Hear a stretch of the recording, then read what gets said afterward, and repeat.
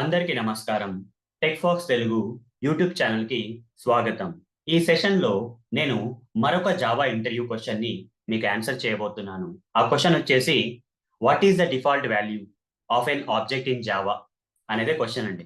Java ప్రోగ్రామింగ్‌లో మనము ఏ value గనక ఈ యొక్క ఆబ్జెక్ట్ రిఫరెన్స్‌కి అసైన్ చేయకపోతే, ఆబ్జెక్ట్ రిఫరెన్స్ అనేది ఒక క్లాస్‌తో డిఫైన్ అయి ఉంటది.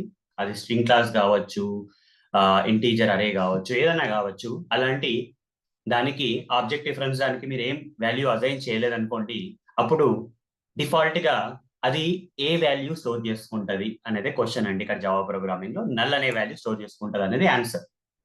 ఈ క్వెషన్‌కి ఆన్సర్ వచ్చేసి నల్. అదే మీకు ప్రాక్టికల్‌గా కూడా చూపిస్తానిప్పుడు. సో, ప్రాక్టికల్‌గా చూపించడం కోసం ఇక్కడ నేను ఎక్లిప్స్ ఐడీకొచ్చేసి ఒక కొత్త క్లాస్ అనేది క్రియేట్ చేస్తాను. ఆ క్లాస్ పేరు ఏదో ఒక రాండమ్ క్లాస్ ఇద్దాము. డెమో6 అని చెప్పేసి ఒక మెయిన్ మెథడ్ తోటి క్రియేట్ చేస్తాను. క్రియేట్ చేసిన తర్వాత ఓకే. ఇక్కడ నేను ఒక వేరియబుల్‌ని క్రియేట్ చేస్తాను. స్ట్రింగ్ ఆబ్జెక్ట్ రిఫరెన్స్‌ని క్రియేట్ చేస్తాను. String STR. దీనికి ఏమన్నా వాల్యూ ఇచ్చానంటే ఏం అసైన్ చేయలేదు. అలాంటి పరిస్థితుల్లో ఈ ఆబ్జెక్ట్ రిఫరెన్స్ స్ట్రింగ్ క్లాస్ అనే ప్రీడిఫైన్డ్ క్లాస్. ఒక ఎగ్జాంపుల్ అండి. స్ట్రింగ్ అనేది ఇక్కడ ఎగ్జాంపుల్. చాలా క్లాసెస్ ఉంటాయి మనకి జావాలో. ఇక్కడ నేను system.out.println అని చెప్పేసి ఎస్టీఆర్ అని కొడితే మనకి ఎర్రర్ వస్తుంది. ఎందుకంటే ఇనిషియలైజ్ చేయంది మనం ఎస్టీఆర్ యొక్క వాల్యూ ప్రింట్ చేయలేము. అందుకోసం నేను ఏం చేస్తానంటే మనకు ఖచ్చితంగా అసలు దీనిలో మనం ఏ వాల్యూ ఇవ్వకపోతే, ఏ వాల్యూ స్టోర్ చేయకపోతే, స్ట్రింగ్ యొక్క ఆబ్జెక్ట్ రిఫరెన్స్ లో ఏ వాల్యూ స్టోర్ చేయకపోతే అసలు ఏ వాల్యూ ప్రింట్ అవుతుంది అనేది తెలుసుకోవడం కోసం దీన్ని నేను గ్లోబల్ వేరియబుల్ కింద కన్వర్ట్ చేస్తానండి.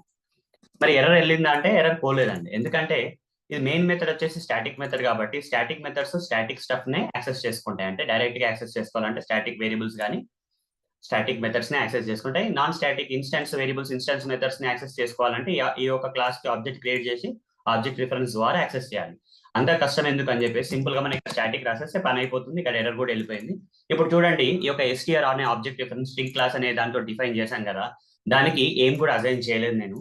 అలాంటి పరిస్థితుల్లో ఏం అసైన్ చేయనప్పుడు మరి ఏ వాల్యూని అది డిఫాల్ట్ గా జావా అసైన్ చేస్తుంది. ఇక్కడ ప్రోగ్రామ్ రన్ చేసిన తర్వాత మీకు అవుట్పుట్ లో వస్తుంది. చూడండి అవుట్పుట్ లో మీకు నల్ అనే వాల్యూ వచ్చింది. అదే ఈ యొక్క క్వశ్చన్ యొక్క ఆన్సర్ అండి. Okay. Default value of object ఏంటంటే జావా ప్రోగ్రామింగ్ లో నల్.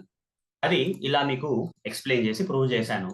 సో ఇలా కోడ్ రాసి కూడా నేను మీకు ఒకవేళ ఇలాంటి క్వశ్చన్ మీకు ఇంటర్వ్యూలో వస్తే అది ఎలా చెప్పగలుగుతామని మిమ్మల్ని అడిగితే అప్పుడు మీరు ఇలాంటి ప్రోగ్రామ్ రాసి ఇంటర్వ్యూవర్కి చూపిస్తే మీకు అది అర్థమైపోతుంది.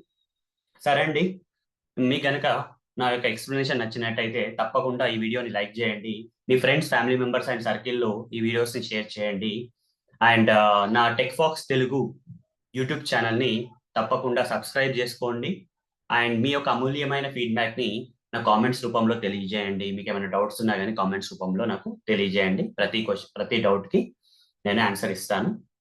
సరే అండి. వచ్చే సెషన్‌లో కలుద్దాం. ధన్యవాదాలు. బై.